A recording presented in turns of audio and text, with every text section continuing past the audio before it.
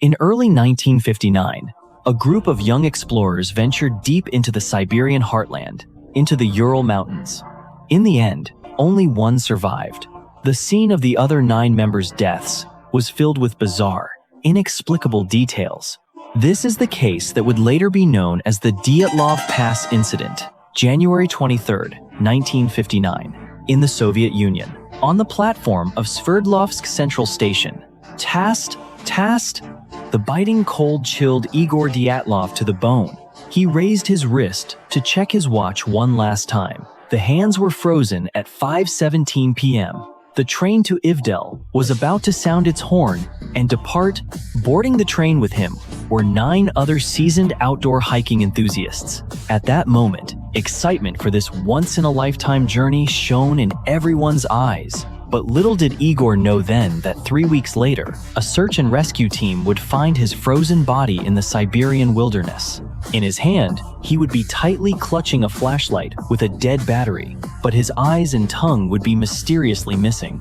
The cause of his death, and that of his 8 companions, would become a haunting mystery that plagued investigators' minds for over 60 years to come. The post-war Soviet Union was encouraging its youth to participate in extreme sports, and Igor's team was a perfect fit for this trend.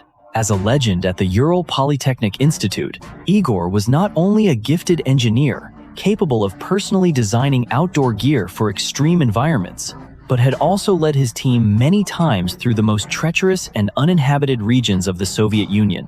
This time, they planned to ski across the Ural Mountains in the dead of winter. If they succeeded, they would receive the highest certification in Soviet mountaineering. For these young explorers, it was a great honor.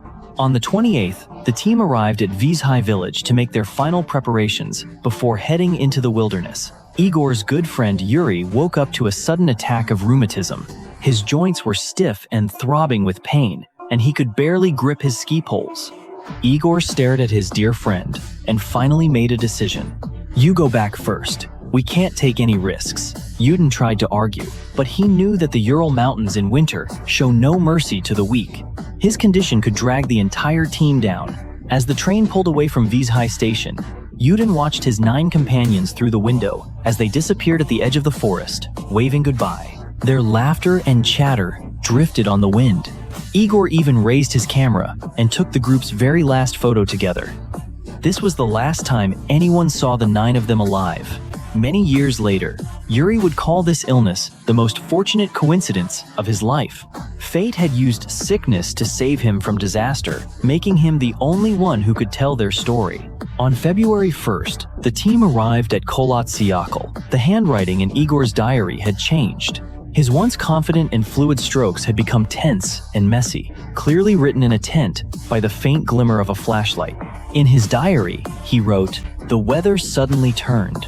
The temperature dropped to -31 degrees Celsius, and the wind is getting stronger. We've decided to store our heavy equipment and travel light through the pass." What was even stranger, they found enormous footprints in the snow. The size was far beyond that of a human. That night, by the campfire, a team member named Semyon began to tell everyone a story about the man. According to Mansi legend, they consider Kholat Syakhl a sacred place.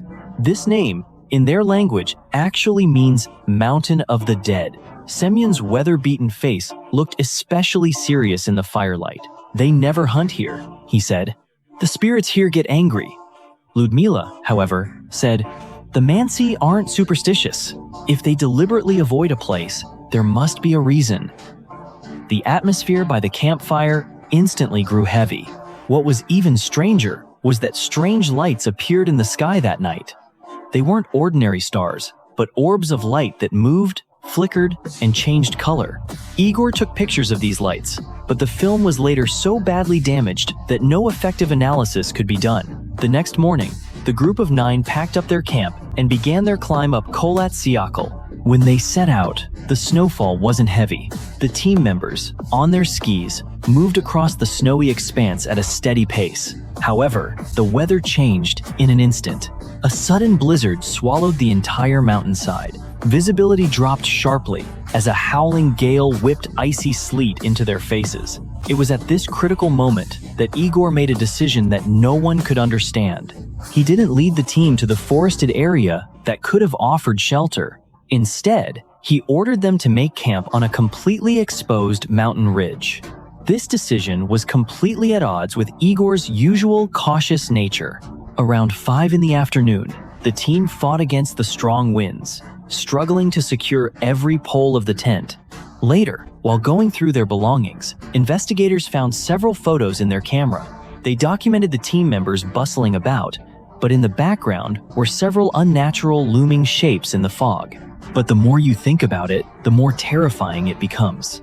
It looked neither like a natural snowdrift nor a rock. Before nightfall, the tent was finally set up. The team members crowded together in the small space, sharing body heat. Outside the tent, the violent blizzard raged more and more fiercely. Inside, an indescribable sense of unease spread through everyone's heart. Later, in the sash of team member Ludmila's clothes, a diary, frozen stiff, was discovered. The handwriting on the last few pages, though blurry, could still be made out, revealing what they had experienced at the time. First, they heard a strange noise, different from the sound of the blizzard. Soon after, every single one of them clearly heard heavy breathing coming from outside the tent, as well as the sound of something massive moving through the snow. When the eerie light appeared for the second time, team member Yuri continuously muttered speculations about radiation.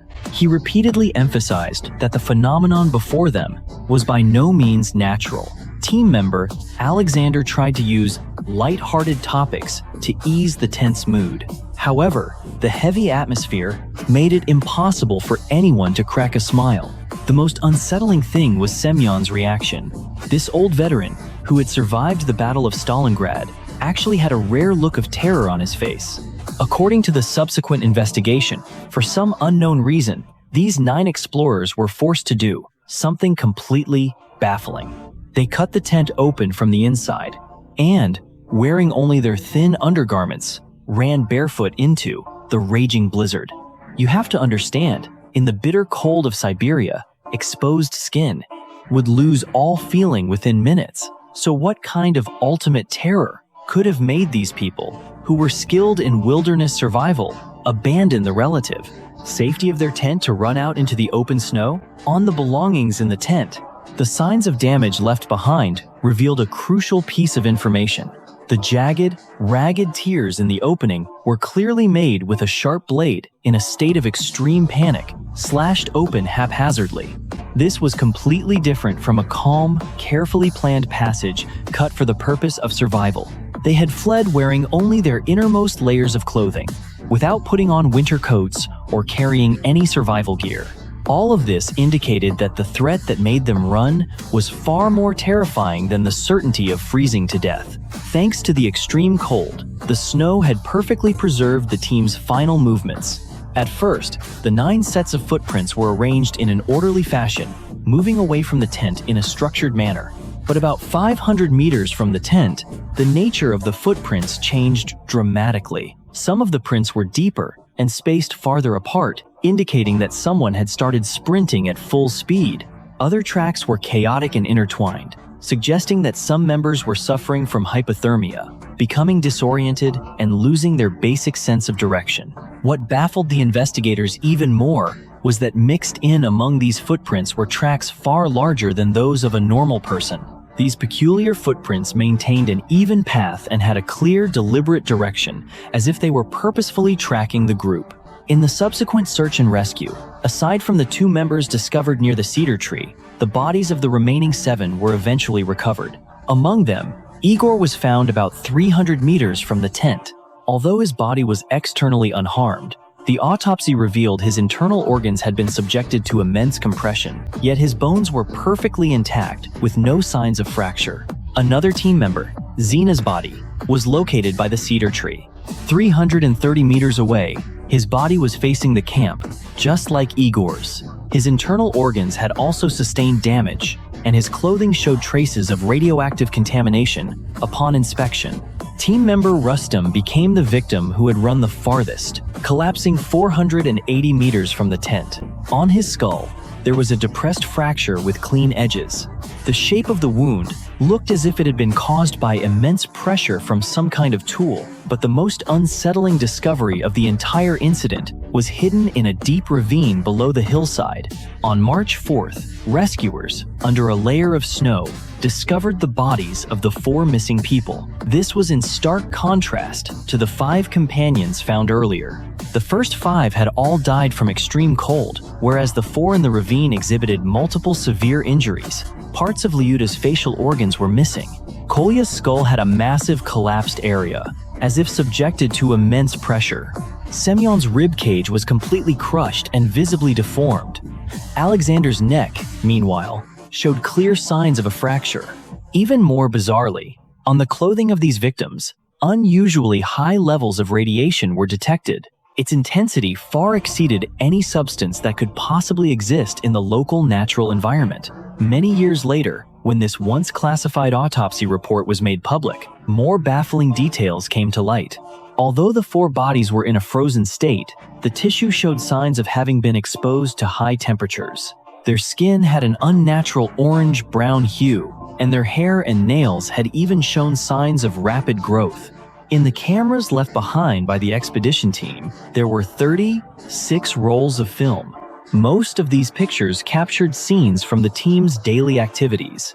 The members were laughing in the snow, playing, skiing, setting up a temporary camp, and due to health reasons, a team member named Yu Ding had to leave early.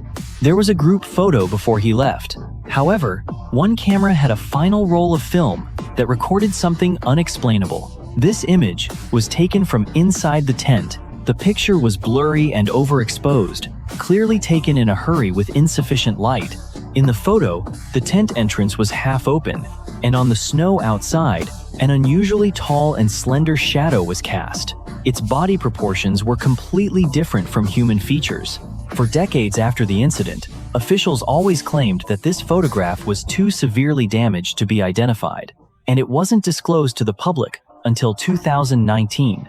When professional analysts carefully examined the image's details, a shocking discovery emerged. The photo's timestamp showed it was taken that night at 11:34. This was well over an hour after the 9 team members were recorded as having left the tent. This time discrepancy meant that after the team members had fled, some unknown creature returned to the site and triggered the camera's shutter. What this mysterious presence was remains an unsolved mystery to this day.